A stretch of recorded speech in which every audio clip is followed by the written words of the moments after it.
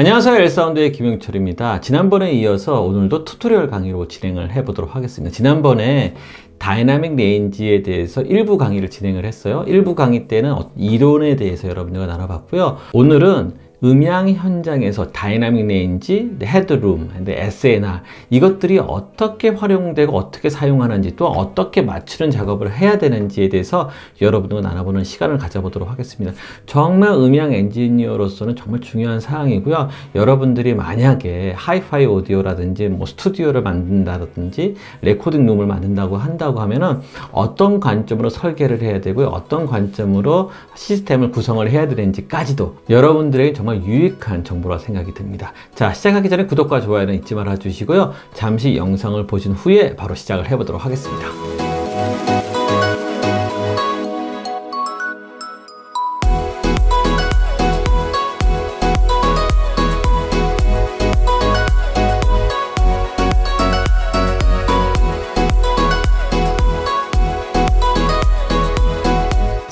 자, 시작을 해보도록 하겠습니다. 음향 현장에 대해서 여러분들에게 극과 극인 다이나믹 레인지 입장에서 극과 극인 상황을 여러분들에게 잠깐 설명을 해보도록 하겠습니다. 교재에도 나온 이야기지만 정말 여러분들에게 가장 적절한 표현인 것 같아 가지고 그 내용을 고스란히 여러분들과 이야기를 해드리도록 할게요. 자, 첫 번째, 다이나믹 레인지가 좁은 곳, 대표적인 곳이 어디냐면 공장일 거예요. 그러니까 노이즈가 많은 환경, 그러니까 잡음이 많은 환경, 기본적으로 앰비언스 노이즈, 그러니까 앰비언트 노이즈가 상당히 높은 곳, 이런 환경에서의 음향 시스템. 공장 같은 경우에는 어떤 소리를 전달을 하는데 목적을 두겠죠. 메시지를 전달하는데 목적을 두는 환경이겠죠. 거기에 맞게끔 음향 설계가 이루어질 것이고요. 두 번째 환경은 뭐냐면 다이나믹 레인지가 넓은 곳, 다이나믹 레인지가 넓은 음악을 공연하는 장소, 이런 것이 대표적인 것이 클래식 뮤직 전문 홀, 이런 얘기가 될 수 있겠죠. 여러분도 잘 알다시피 예술의 전당이라든지 롯데 콘서트홀, 이런 예가 될 수가 있을 것 같아요. 자, 우리가 기본적으로 다이나믹 레인지에 대해서 여러분들 설명을 했을 때 다이나믹 레인지가 얼마큼 되고요, 헤드룸이 얼마큼 되고 SNR이 얼마큼 되는지에 대해서 지난번 강의에 충분히 여러분들에게 나눴다고 생각이 들어요. 노이즈 레벨이 공장 같은, 첫 번째 얘기했던 공장 같은 경우에는 노이즈 레벨이, 그러니까 앰비언트 노이즈 레벨이 상당히 높게 올라가겠죠. 왜냐, 항상 기계가 동작하고 작동을 하고 있는 환경이기 때문에 이런 환경 가운데서 우리는 어떤 메시지를 전달을 하려고 해요. 음향 시스템이 있잖아요. 보통 공장에서도 어떤 알림을 해줘야 되고요, 어떤 메시지를 전달하기 위한 음향 시스템이 들어가야 되는데, 이런 환경 같은 경우에는 소리의 찌그러짐이 그게 중요하지 않다고 생각이 들어요. 어떤 소리의 레벨, 볼륨이 중요한 것이지 소리가 찌그러져서 그것이 불편하거나 힘들거나 그러지는 않다라는 거죠. 그러니까 결국은 뭐냐면, 보통 우리가 이제 다이나믹 레인지 설계를 할 때 헤드룸의 위치를 얼마큼 잡냐가 중요한 거예요. 그러니까 기본적으로 앰비언트 노이즈가 있다고 하면 어쩔 수 없이 헤드룸을 줄일 수밖에 없다라는 거죠. 헤드룸을 줄인다는 건 뭐냐면, 그러니까 노미널 레벨을 올릴 수밖에 없다라는 거예요. 앰비언트 노이즈 레벨이 올라가 있기 때문에 한 10dB 정도 올라갔다고 가장 한다고 하면 40dB SPL, 그것도 솔직히 상당히 조용한 편이긴 하지만 어찌됐든 40dB SPL의 환경 가운데 있다고 하면은 그 폭이 제일 피크치까지가 이제 120dB SPL이란 말이죠. 그렇다고 하면은 80dB의 다이나믹 레인지를 갖고 있는 환경이에요. 그런데 헤드룸이 지금 보시는 것처럼 어떤 피크에 깨지거나 찌그러짐이 중요하지 않고 메시지 전달이 목적이라고 하면 110dB의 소리가 계속 어떤 메시지를 전달하는데 110dB의 레벨이 계속 전달이 되는 거죠. 명확하게 소리가 전달이 된다는 거죠. 그러니까 잡음보다 신호 레벨이 크면, 그러니까 결국은 뭐냐면 그 SNB라고 하는 거거든요. SN이 크면 클수록 메시지 전달이 명확하다는 거예요. 지금 보시는 것처럼 노미널 레벨을 10dB 정도 올려가지고 충분히 사람들한테 메시지 전달하기 위해서 설계를 한다는 거죠. 자, 두 번째는 헤드룸이 좀 넓은 것을 필요한 곳이라고 생각하시면 돼요. 아까와 정반대죠. 기본적으로 이런 환경 가운데는 앰비언트 노이즈 레벨이 상당히 작을 거예요. 아주 조용할 거라는 거죠. 그런 환경 가운데서 그렇다고 하면 가장 낮은 레벨의 30dB SPL에 있는 그 환경에서 맥시멈 레벨은 120dB SPL이에요. 여러분들 시스템 설계를 하다 보면은 일반적으로는 한 100dB의 노미널 레벨에 피크 레벨이 120dB니까 헤드룸 한 20dB를 잡아줬는데, 이 클래식 같은 경우에는 더 다르잖아요. 기본적으로 아주 조용한 소리도 있겠지만 갑자기 피크가 치는 경우도 있다라는 거죠. 일반적인 레벨을 보통 몇 dB를 잡냐면 지금 보시는 것처럼 한 90dB SPL로 잡은 거예요. 왜? 헤드룸을 넓게 잡기 위해서. 갑자기 팀파니라든지 뭐 어떤 큰 악기, 브라스라든지 이런 게 꽝 튀어나왔을 때, 뭐 바이올린도 같은 경우 갑자기 여러 개의 현들이 갑자기 동시에 소리를 내면, 볼륨을 내면은 그 소리의 음압이 엄청 올라가거든요. 그렇기 때문에 그 헤드룸을 넓게 잡을 수밖에 없다라는 거죠. 그래서 음향 시스템을 설계를 할 때는 원래는 100dB였지만 한 90dB를 좀 낮추는 거예요. 그래서 90dB에서 소리가 왔다 갔다 할 수 있게끔. 그러다가 갑자기 소리가 피크를 빡 칠 때는 한 30dB의 마진폭을 갖고 찌그러짐도 없고 원만하게 소리를 잘 전달할 수 있다는 거죠. 이것이 아까 전에 얘기했던 헤드룸, 다이나믹 레인지, SMB 이 부분에 대한 실제적인 설명이 될 수 있을 거라고 생각이 들어요. 자, 두 번째는 교재에서도 나왔던 질문들이에요. 질문을 가지고 여러분들에게 잠깐 설명을 해보도록 하겠습니다. 자, 질문은 뭐냐면 이 부분이죠. 다이나믹 레인지를 더 이제 초과해서 설계를 하면 어떻겠냐라고 이제 질문을 한 거예요. 첫 번째 이유는 경제적인 이유예요. 돈이 많이 든다는 거죠. 내가 몇 dB를 3dB 올리는데 그만큼 돈이 많이 들어가기 때문에 너무 경제적인 부담이 크다라는 거죠. 먼저 다이나믹 레인지를 넓게 하는 방법에는 두 가지 방법이 있겠죠. 첫 번째는 뭐냐면 앰비언트 노이즈 레벨을 더 낮추는 거예요.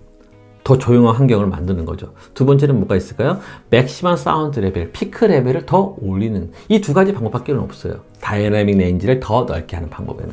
앰비언트 노이즈 레벨을 더 낮추려고 해요. 그럼 어떻게 해야 될까요? 그 공간 환경을 조용하게 만들어야 되잖아요. 그러면 그 내부, 그러니까 외부의 소리가 들어와서는 안 될 거고요. 그럼 차음이 돼야 될 거고요. 그리고 내부 안에서 발생한 어떤 소리가 있다고 하면 그 소리가 다 흡음이 돼야 되는 거야? 아니면 확산이 돼야 된다는 거죠. 보통 일반적으로 설계를 하게 되면 어떻게 해야 되냐면 그러니까 잔향이 되는 신호들이 있단 말이에요. 그 신호들을 잡아내야 돼요. 그 신호들을 눌러줘야 한다는 거죠. 근데 그런 신호들 때문에 오히려 그 환경이 더 노이즈가, 그러니까 백그라운드 노이즈, 그러니까 앰비언트 노이즈가 더 올라간다라는 거예요. 그래서 우리가 이제 음향 설계를 할 때는 초기 반사음, 뭐 잔향을 얼마큼 줄이냐 그런 것이 이제 숙제라는 거죠. 그리고 어떤 흡음재를 이제 기본적인 흡음재를 또 설치를 해줘야 될 거고요. 이런 부분들을 해줘야 되는데 그게 쉽지가 않다라는 거죠. 큰 대형 홀 같은 경우에는 더 어렵죠.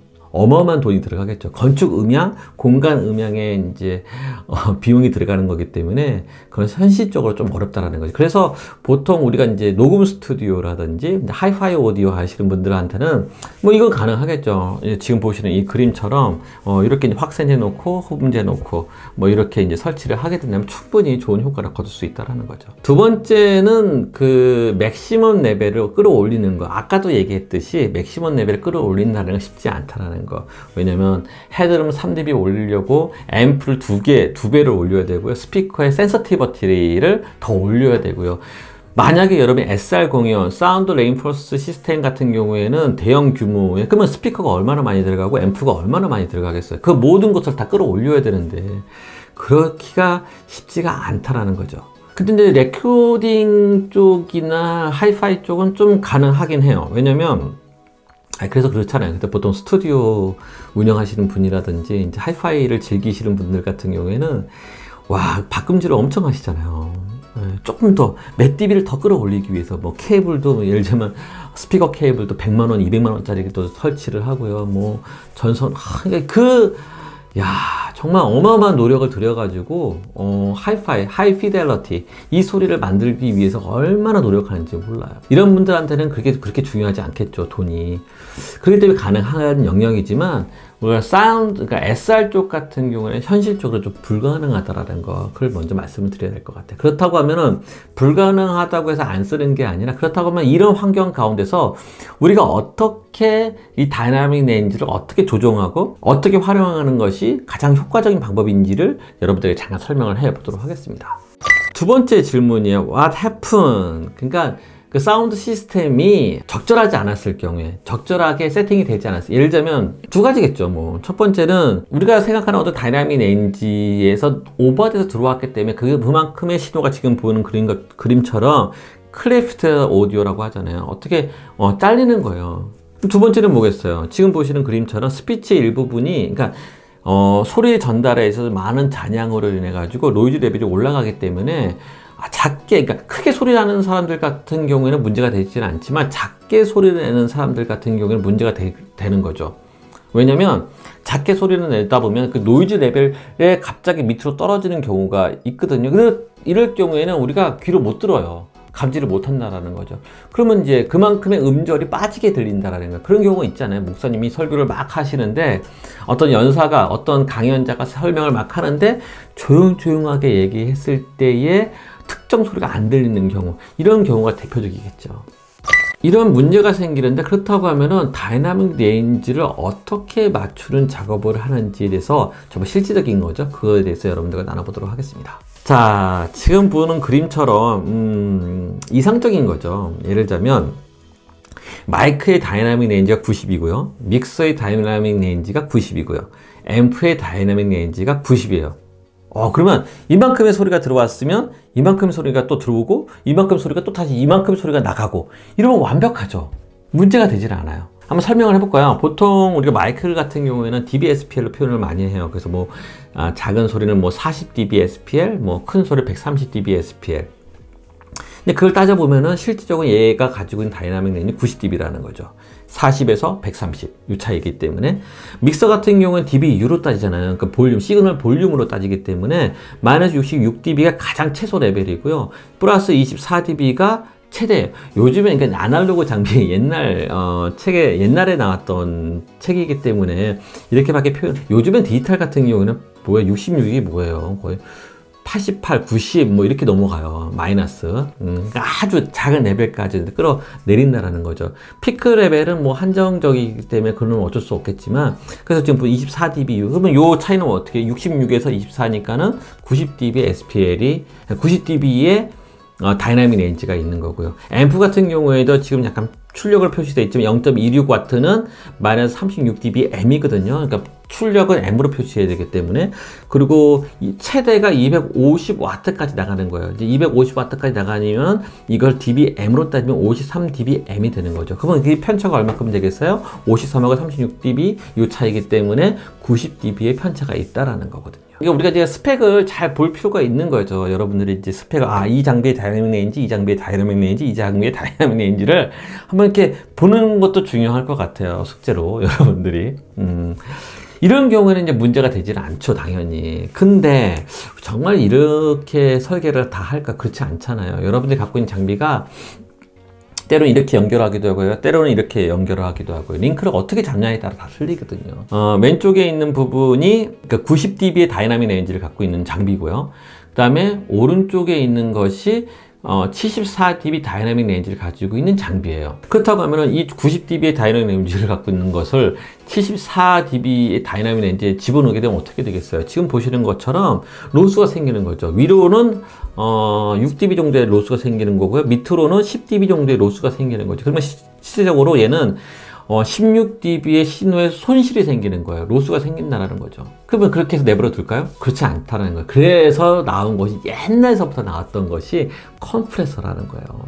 지난번 강의에서 컴프레서에 대해서 여러분들까지 이야기를 아주 디테일하게 이야기를 나눴어요. 그래서 여러분들이 필요하신 분들은 그 부분을 보시면 될 것 같고요. 간단하게 설명을 하게 되면 컴프레서는 어떤 신호를 내가 원하는 압축시키는 거예요. 그 신호에 맞게끔 압축시키는 작업을 하는 것이 컴프레서라는 거죠. 그때 무슨 얘기를 하냐면 그 압축하는 비율을 우리가 라티오라고 하는데, 라티오 비율을 지금 보시는 거는 뭐냐면 2대1의 라티오를 가지고 있는 거예요. 보통 컴프레서에 스레스홀드라고 있네요. 스레스홀드는 나중에 이제 설명을 하도록 하고요. 스레스홀드 말고 이거는 스레스홀드를 아예 이제 없게 한 거예요. 그냥 처음서부터 라티오를 2대1로 한 거지. 그 뜻은 뭐냐면 두 개의 신호가 들어가면 하나의 신호만 나오게끔 이렇게 설계를 한 거예요. 그렇다고 하면 뭐예요? 90dB 다이나믹 레인지가 실제 이 컴프레서를 거치게 되면 45dB 다이나믹 레인지로 바뀐다는 거죠. 그럼 이런 장비를 써가지고 우리가 어떻게 보면 다이나믹 레인지를 맞추는 작업을 한다라는 거예요. 자, 이거는 너무 극단적인 예일 거고요. 자, 설명을 하면 이게 가장 대표적인 거죠. 지금 보시는 것처럼. 자, 지금 처음에 나와 있는 게 90dB 다이나믹 레인지를 갖고 있어요. 이제 컴프레서 인풋이에요. 어디서 온 인풋이냐면 뭐냐면 콘솔 패치아웃, 콘솔에, 그러니까 믹서 콘솔에서 패치아웃 시켜가지고, 컴프레서 인풋으로 집어넣은 거예요. 자, 그때의 다이나믹 레인지를 90dB라는 거죠. 이 90dB를 잘 보시면 밑에 보면은, 레인지 오브 리니어 1.21 대 1의 컴프레션이라고 써 있어요. 그건 아까는 2대 1의 컴프레션을 썼다고 하지만 라시오가 1.21 대 1의 컴프레션을 쓴 거죠. 엔타이어 시그널이라는 건 뭐냐면 스레스홀드를 정하지 않고 아예 전체를 다 이렇게 만들어 놓은 거예요. 그랬을 때 자, 그렇게 되면 어떻게 되냐면 74dB 다이나믹 레인지로 바뀌겠죠. 자, 우리가 이 장비는 74dB 다이나믹 레인지로 들어갈 수밖에 없어요. 자, 이건 됐어요. 충분히 우리는 이해가 됐죠. 우리가 갖고 있는 게 90dB지만 이 장비에 집어넣을 수 있는 한계치는 74dB 다이나믹 레인지를 갖고 있기 때문에 요 컴프레셔만 가지고도 충분히 집어넣을 수가 있다라는 거예요. 그러나 우리가 중요한 건 뭐냐, 음향에서의 중요한 건 헤드룸이거든요. 헤드룸이 2dB가 또 손실을 보잖아요. 그래서 우리가 컴프레서의 메이크업 게인이라고 하잖아요. 아니면 이제 아웃풋 게인, 이 게인을 한 2dB 정도 끌어올려 주는 거죠. 그렇게 되면 어떻게 되겠어요? 플러스 18dBU가 될 거고요. 맨 밑에는 56dBU가 된다는 거죠. 마이너스 56dB. 그래서 실제적으로 74dB의 다이나믹 레인지를 갖고 있지만 헤드룸을 맞춰서 18dB에 맞게끔 집어넣어 가지고 그만큼의 다이나믹 레인지 손실 없이 집어넣는다는 거죠. 이것이 바로 컴프레서예요. 어렵죠. 다이나믹 컴프레서에 대한 자세한 내용은 앞에 강의에 있기 때문에 그것을 보시면 될 거고요. 추후에 또 강의를 진행하다 보면 분명히 컴프레서에 대해서 여러분들과 나눌 시간이 있어요. 그때는 더 디테일하게 나눠보도록 하겠습니다.